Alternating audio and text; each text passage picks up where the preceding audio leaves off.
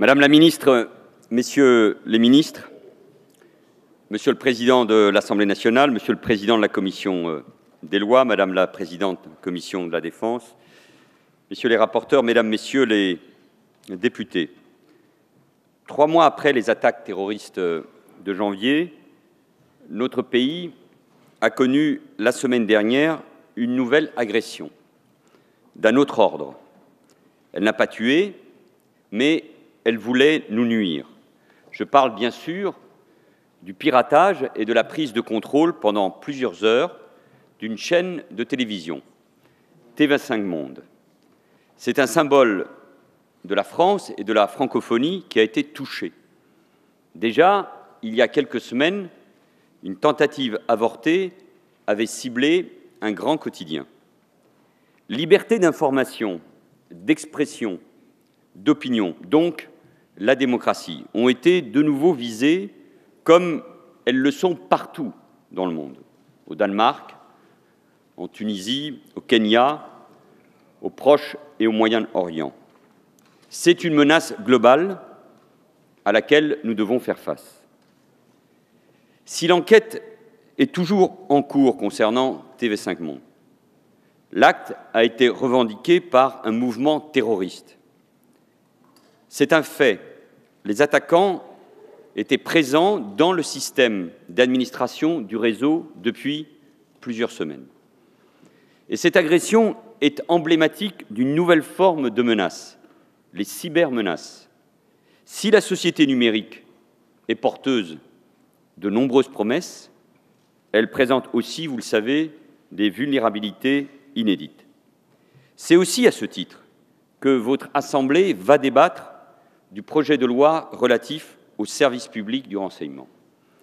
D'emblée, il faut insister sur cette ambition de service public et sur le cadre strict qui l'accompagne.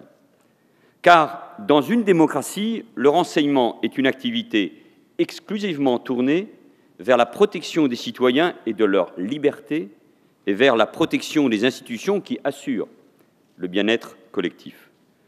Contrairement à d'autres pays, la France a longtemps été mal à l'aise pour traiter de ces sujets publiquement. La loi de 1991 sur les interceptions découlait ainsi largement d'une injonction de la Cour européenne des droits de l'homme. Mais, depuis une dizaine d'années, un dispositif de légitimation, d'encadrement et de contrôle se construit progressivement. Une nouvelle étape devait être franchie. Les services de renseignement doivent avoir les moyens humains, juridiques et techniques pour accomplir les opérations de surveillance qui sont nécessaires et proportionnées. La loi prévoit qu'elles sont strictement focalisées sur la prévention des menaces graves contre la vie de la nation, la surveillance des citoyens, de la vie politique, du débat public et de la presse ne relève pas des missions de renseignement. Chacun le sait. Et ce texte, par ailleurs, l'interdit rigoureusement. Comme cela avait été annoncé, le gouvernement a déposé un amendement prévoyant une protection renforcée pour les professions dont l'exercice est directement lié au débat public, à la défense des libertés individuelles, magistrats, avocats et journalistes. Mesdames, Messieurs les députés, il est exceptionnel qu'un Premier ministre présente un texte devant la représentation nationale. Et je le fais pour insister sur son importance. Ce fut déjà le cas pour la loi de 1991, pour la loi sur les écoutes donc, préparée par Michel Rocard et présentée par Édith Cresson.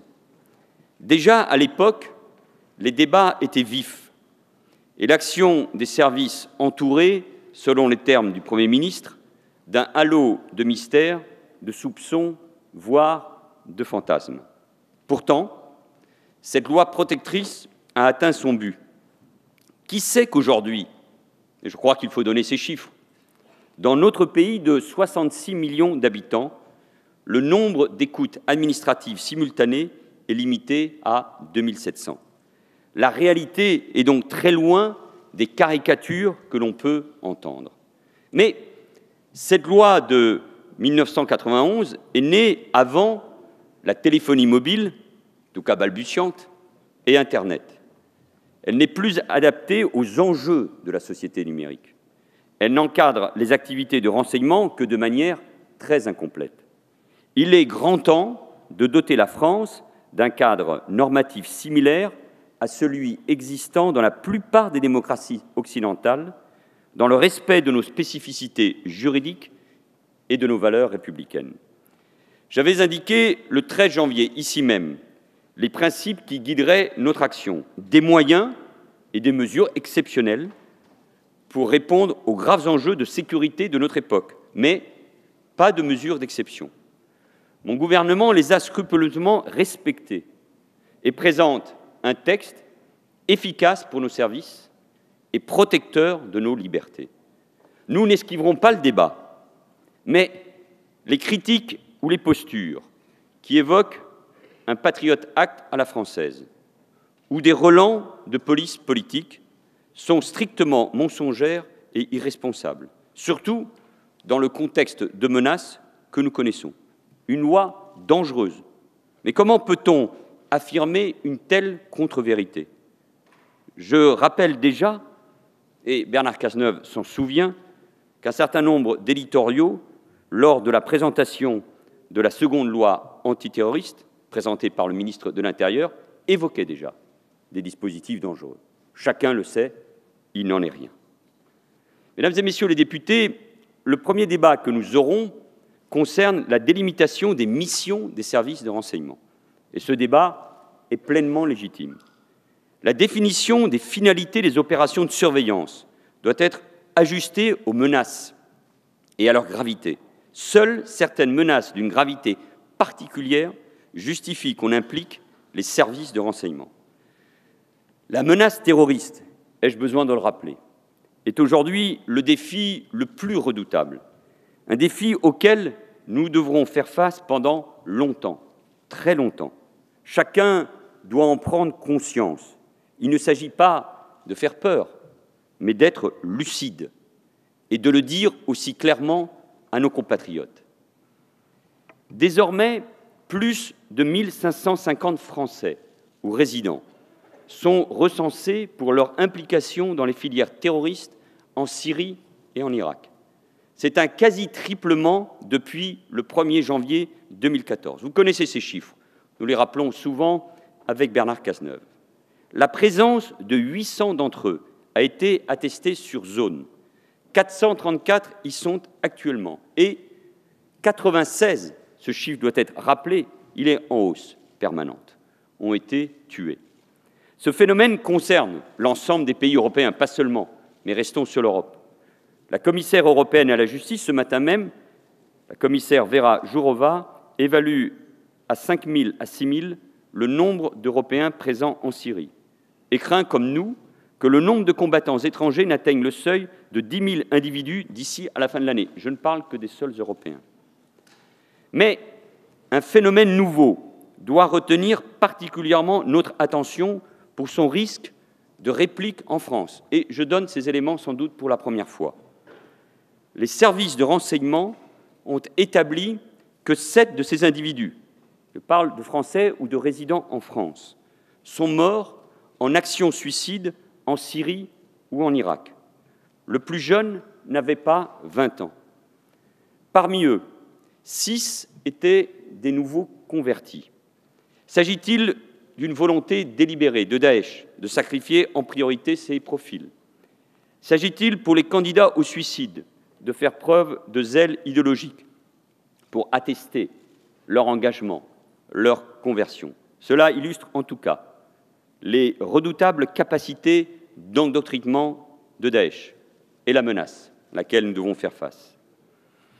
Si ce projet de loi contient des dispositions spécifiques pour la lutte antiterroriste, et j'y reviendrai, c'est sur la base donc d'éléments tangibles, pas fantasmés, d'une réalité que tout le monde connaît désormais.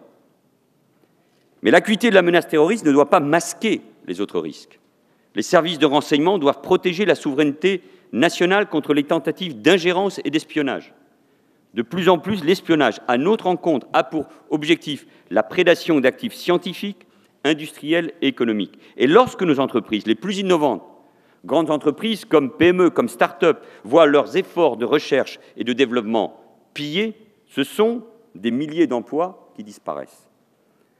Certaines critiques du texte considèrent que le projet élargirait indûment les finalités et donc le nombre de personnes surveillées. Ce n'est en aucun cas la démarche du gouvernement qui, au contraire, a veillé à mieux délimiter chacun des domaines constitutifs d'une menace grave. Dans la doctrine d'application de la loi de 1991, par exemple, la surveillance préventive du hooliganisme violent était tantôt classée dans la rubrique sécurité nationale, tantôt dans celle prévention de la criminalité organisée. Ce n'était à l'évidence pas satisfaisant, d'où la définition d'une rubrique plus précise autour des violences collectives de nature à porter atteinte à la sécurité nationale. Mais la définition retenue, si elle permet de prévenir l'action de groupes subversifs violents, comme cela a toujours été l'interprétation de la loi, toujours de 1991, n'empiétera en rien sur la liberté constitutionnelle d'opinion, d'expression et de manifestation. Les services de renseignement ne seront absolument pas autorisés à surveiller les actions licites de défense d'une cause.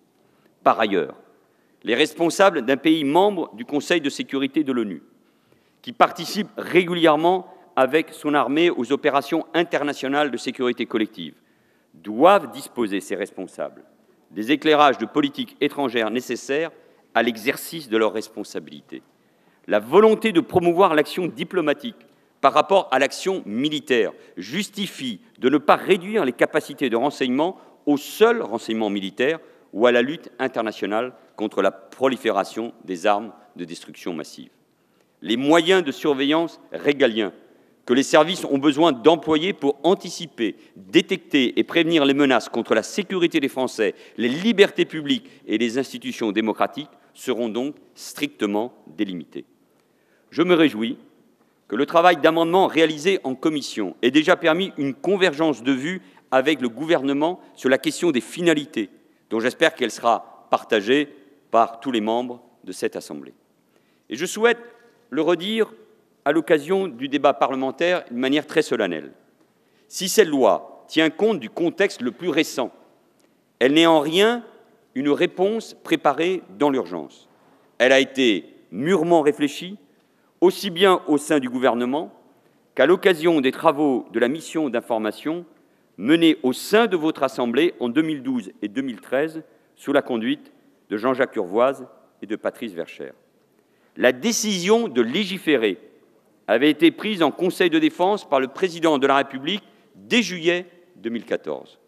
Plus largement, la volonté de parachever le contrôle de l'activité des services s'inscrit dans une démarche initiée au cours de la législature précédente, avec la création de la délégation parlementaire au renseignement, la définition d'une communauté des services spécialisés de renseignement, la création d'une fonction de coordination et d'une académie. Depuis 2012, le gouvernement, qui a déjà fait voter 2 lois antiterroristes avec une large majorité dans cette Assemblée, a poursuivi la construction de l'édifice par la création de la Direction générale du renseignement intérieur et du service central du renseignement territorial. À l'occasion de la loi de programmation militaire de 2013, les prérogatives de la DPR ont été substantiellement augmentées et un statut légal a été conféré à la doctrine de la Commission nationale de contrôle des interceptions de sécurité relative à l'accès administratif aux données de connexion. Enfin, le contrôle hiérarchique interne a été renforcé avec la création d'une inspection des services de renseignement en 2014. Elle mène actuellement sa première mission. Tout le monde s'accorde sur la nécessité de donner un cadre exhaustif à l'activité de nos services de renseignement. La CNCIS constate ainsi dans son dernier rapport d'activité que la modification législative s'impose. S'il fallait résumer ce projet de loi en quelques mots, on pourrait le faire ainsi. Désormais, toute opération de surveillance régalienne menée en n'importe quel point du territoire national dans le cadre d'une mission de renseignement fera l'objet d'une autorisation hiérarchique extérieure au service, d'un contrôle approfondi par une autorité indépendante, d'un droit au recours juridictionnel effectif pouvant enjoindre au gouvernement d'y mettre fin. Il s'agit là d'un projet juridique et démocratique majeur, et on peut même parler de petite révolution dans le mode de fonctionnement quotidien des services. Il faut le comprendre. Ceux qui n'ont pas compris cela n'ont pas lu le texte. Des services qui d'ailleurs s'en félicitent, car ils étaient demandeurs de la légitimité de la loi, jusque dans les limites strictes qu'elle implique. Dès 2012, à l'occasion du livre blanc sur la défense et de la sécurité nationale, les directeurs généraux de la sécurité extérieure et intérieure et leurs équipes ont participé aux réflexions destinées à faire évoluer le cadre juridique de leur action. Ce sont ces mêmes services, ces mêmes directeurs qui en ont fait cette demande. Il règne d'ailleurs trop souvent une attitude ambivalente à leur égard. Ce sont les fantasmes que j'évoquais il y a un instant. Les attentes sont élevées et les critiques sévères en cas de défaut d'anticipation. Mais combien de voix critiques acceptent d'aller au bout du raisonnement et de s'interroger sur l'adéquation des moyens à leur disposition pour répondre précisément à ces attentes? L'action des services de renseignement au service de la sécurité des Français et de l'État de droit restera toujours discrète, et pour une part secrète. Elle n'en est pas moins nécessaire. Et je tiens aujourd'hui, au nom du gouvernement, à rendre hommage à ces agents, véritables combattants de l'ombre. Outre les enjeux juridiques, il était indispensable d'accroître leurs moyens matériels. Les budgets alloués aux services de renseignement ont été révisés en proportion des enjeux de modernisation et de diversification des recrutements. Le 21 janvier dernier, j'ai présenté plusieurs mesures visant à renforcer notre dispositif de lutte contre le terrorisme, parmi lesquelles la création de 800 emplois supplémentaires dans ces services d'ici à 2017. Tout au long de la préparation de ce texte de loi, le gouvernement a veillé donc à l'efficacité du texte et aux garanties pour les libertés publiques. Il s'est tout particulièrement appuyé, c'est normal, sur l'avis éclairé du Conseil d'État. Il a mené une concertation ouverte avec la Commission informatique et liberté, la CNCIS, bien sûr, mais aussi l'Autorité de régulation des communications électroniques ou encore la Commission du secret de la défense nationale. Avant même sa présentation en Conseil des ministres, j'ai eu l'occasion, avec Jean-Yves Le Drian et Bernard Cazeneuve, de présenter le projet à la délégation parlementaire au renseignement. Et je remercie tous ses membres, certains sont ici, et chaleureusement le président Jean-Pierre Raffarin pour le travail constructif qu'il a piloté. Pour encadrer des mesures opérationnelles de nature différente, ce texte les caractérise et les délimite en fonction du degré d'atteinte potentiel à la vie privée des personnes concernées. Il est normal qu'un tel projet suscite des interrogations et un débat approfondi, je le répète, est légitime. Mais certains raccourcis confinent une fois encore à la caricature. Ce projet de loi n'installe en aucune manière un appareil de surveillance policière de la population. Et le principe de ciblage de toute surveillance sur des personnes menaçantes demeurera. Mais il est incontournable d'adapter les mesures de surveillance aux infrastructures des réseaux, car la société numérique a fondamentalement changé les capacités d'organisation des personnes représentant une menace. Autrefois, pour agir, elles devaient nécessairement se réunir, recourir à des courriers humains ou encore utiliser un téléphone fixe. Autant de circonstances qui impliquaient de passer par l'espace public et qui donnaient prise à des surveillances physiques.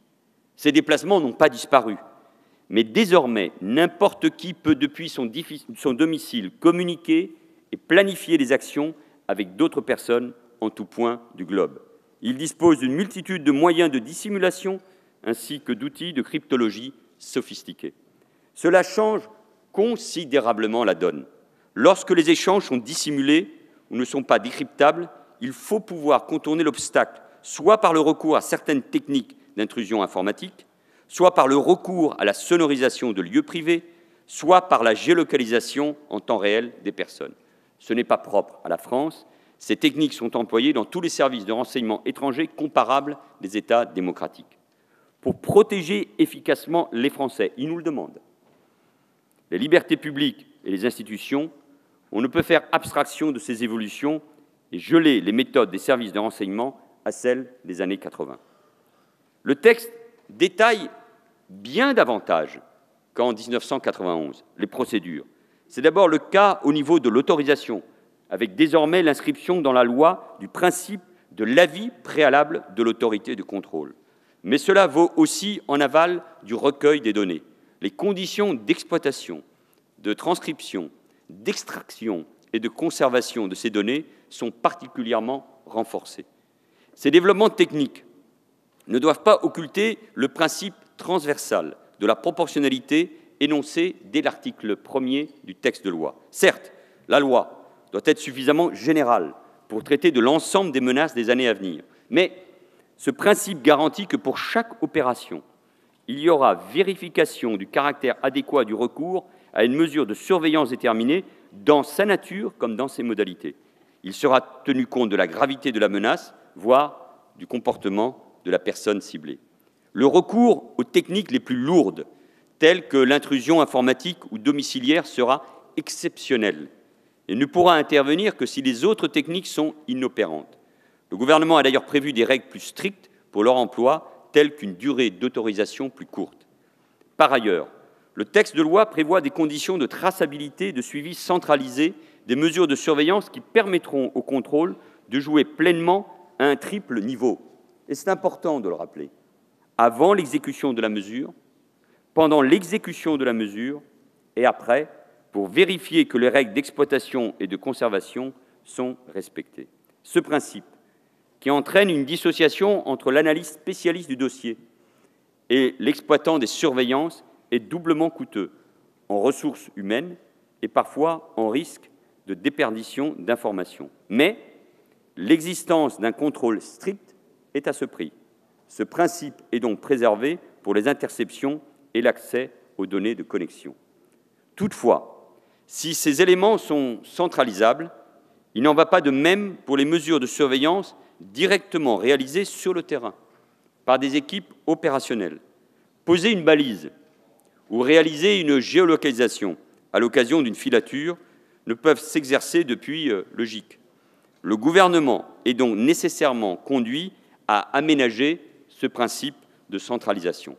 Enfin, le contrôleur aura accès à tout moment, sans préavis, à toutes les données collectées.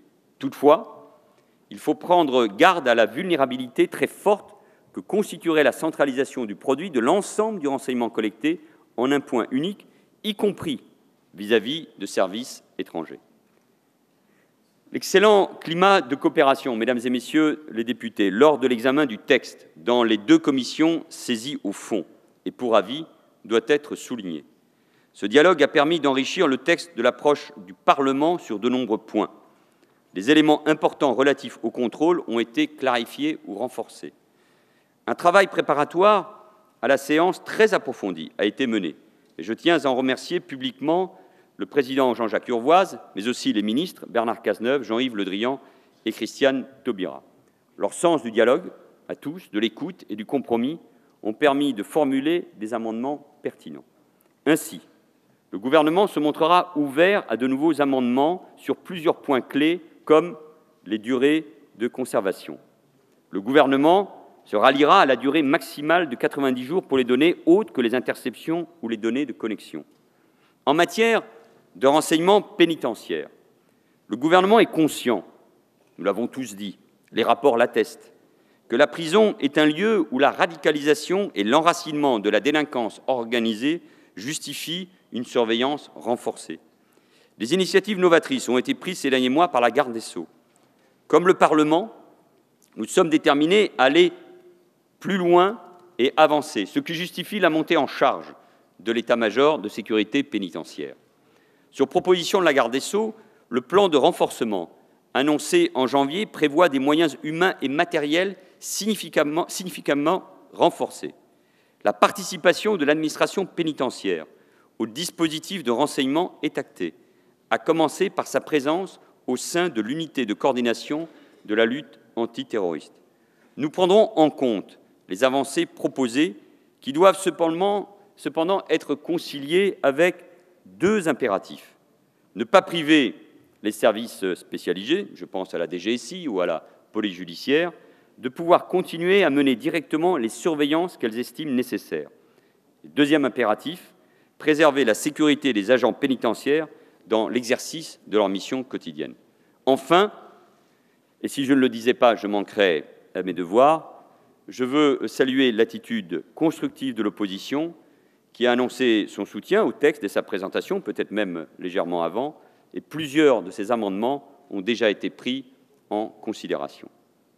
Mesdames et messieurs les députés, l'extension du contrôle indépendant suit évidemment l'extension du régime légal. Mais le gouvernement a décidé d'aller nettement plus loin en créant un droit au recours juridictionnel pour toutes les opérations de surveillance, y compris pour les communications internationales émises ou reçues en France. Tout d'abord, l'actuel CNCIS se transformera, si vous l'acceptez, en une nouvelle autorité administrative indépendante, la Commission nationale de contrôle des techniques de renseignement. Elle disposera de moyens renforcés et comportera parmi ses membres 4 magistrats issus du Conseil d'État et de la Cour de cassation. La délivrance des avis individuels de la Commission s'effectuera toujours sous la responsabilité de l'un d'entre eux. Elle comptera parmi ses personnels les ingénieurs réseau capables d'assurer sa complète indépendance. Un membre de sa formation plénière sera également spécialiste des réseaux. La concertation avec les milieux numériques, dans laquelle la secrétaire d'État Axelle Lemaire s'est fortement impliquée, a montré qu'il s'agit là d'une garantie essentielle. Le contrôle juridictionnel apporte un progrès incontestable. Il sera confié au Conseil d'État. C'est la première fois dans notre système juridique que le secret de la défense nationale ne sera pas opposable à un juge. C'est la première fois. Ce dernier pourra de surcroît enjoindre l'exécutif à cesser une opération de surveillance, voire à détruire les renseignements recueillis ou à indemniser les victimes éventuelles.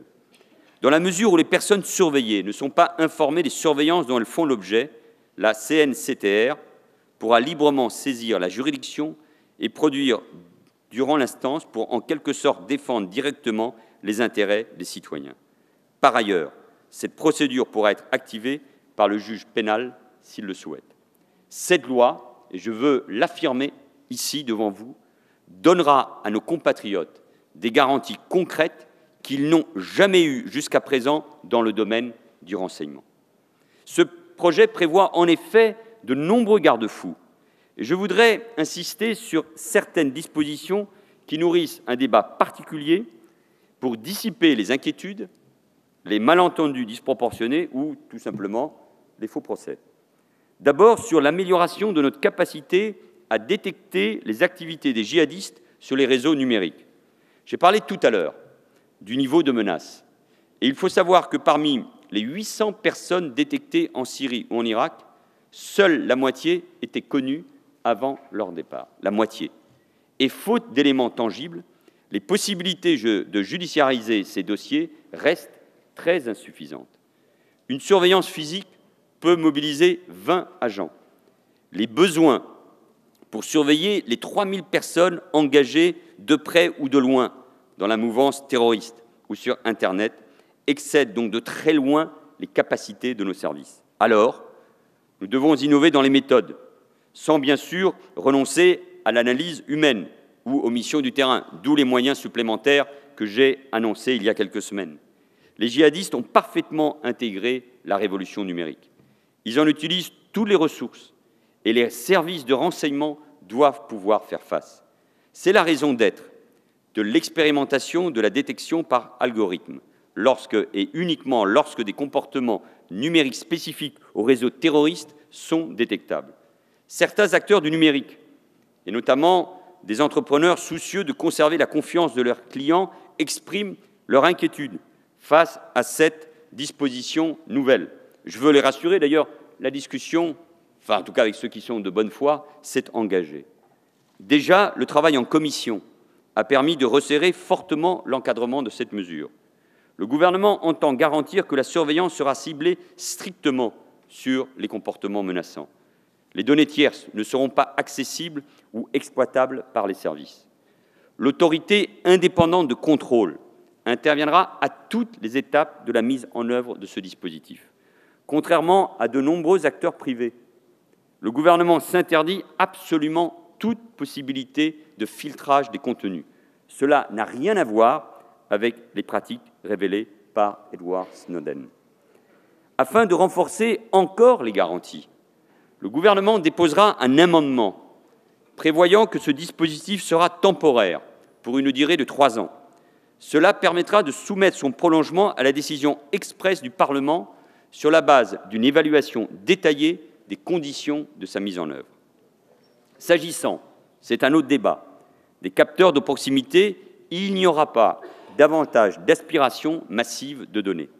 Leur usage est indispensable pour identifier les moyens de communication qu'utilisent des individus menaçants qui cherchent à dissimuler leurs échanges. Mais il est techniquement possible de garantir que seules les données ciblées sur les personnes recherchées seront exploitées et conservées, toutes les autres données étant écrasées. Et la centralisation des données extraites doit garantir un contrôle systématique et exhaustif. Les échanges que vous aurez pendant les débats, avec notamment le ministre de l'Intérieur, permettront d'encadrer le texte de manière plus précise encore. Le texte met également en place des procédures d'urgence opérationnelle. Chacun peut le comprendre face à la menace, qui est souvent imprévisible, et les services doivent pouvoir réagir très rapidement en certaines circonstances. Ces procédures d'urgence seront bien sûr, elles aussi, très encadrées. Le gouvernement va solliciter le rétablissement d'une procédure d'urgence absolue, c'est-à-dire sans avis préalable de la CNCTR. Le recours à ce dispositif sera strictement exceptionnel, je m'y engage solennellement, uniquement dans l'hypothèse d'une urgence vitale et dans une situation où la Commission ne pourrait délivrer son avis préalable. En cas de crise majeure affectant la sécurité des citoyens, l'action de l'État doit pouvoir être immédiate. Mesdames et Messieurs les députés, au sujet des activités de renseignement de la DGSE, je veux faire ici une mise au point très claire devant la représentation nationale. Les services de renseignement français ne procèdent strictement à aucune interception de communication échangée sur le sol français en dehors du régime ciblé prévu par les interceptions de sécurité. Ni la DGSE, ni aucun service n'ont accès au centre de stockage des opérateurs. Il n'y a donc, et affirmer le contraire est un mensonge, aucune surveillance de masse des Français. La DGSE peut procéder à des opérations de surveillance des communications internationales, comme c'est son rôle. Mais cela s'effectue sur la base d'instructions précises, selon un filtrage rigoureux et dans la limite des finalités prévues par le projet. Dès lors qu'une communication internationale a son origine ou sa destination en France, le droit commun s'applique en matière d'exploitation et de contrôle. Par ailleurs, ces données ne font pas l'objet d'une transmission à des partenaires étrangers. Le projet de loi qui vous est soumis encadrera ces opérations de manière encore plus précise et il renvoie à 2 décrets d'application. Là encore, le projet comporte de très notables avancées par rapport à la loi de 1991. Enfin, conformément à l'annonce faite devant vous en janvier, le gouvernement a déposé un amendement pour créer un fichier de suivi des terroristes permettant de leur imposer la déclaration de leur domicile et de leur déplacement à l'étranger. Si ces dispositions n'ont pu figurer dans le projet final, c'est parce que nous avons voulu soumettre le projet à l'avis de la CNIL et du Conseil d'État. Mesdames et Messieurs les députés, je conclus. Ce projet de loi que vous allez débattre, en présence des ministres qui suivent plus particulièrement ce texte, Christiane Taubira, Jean-Yves Le Drian et bien sûr, comme chef de file, Bernard Cazeneuve, ce projet de loi constituera un progrès important pour nos services de renseignement et pour notre démocratie.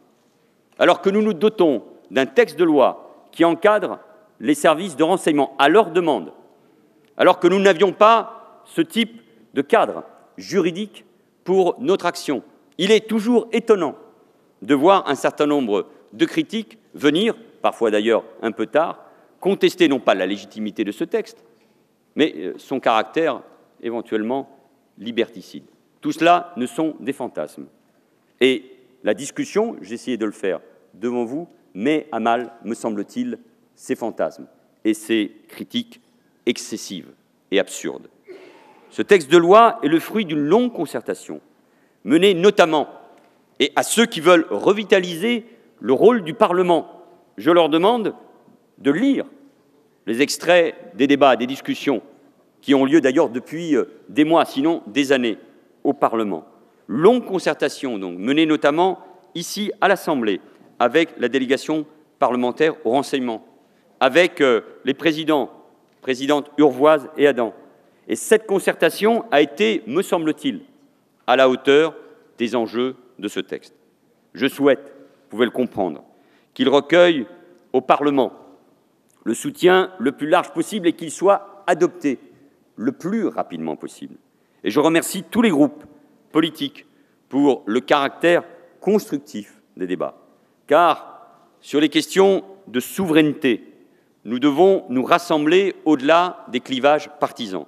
Il y va de la sécurité de la nation, de la souveraineté économique, diplomatique et géopolitique de la France, et c'est, vous le savez, j'en suis convaincu, d'abord l'exigence des Français. Je vous remercie.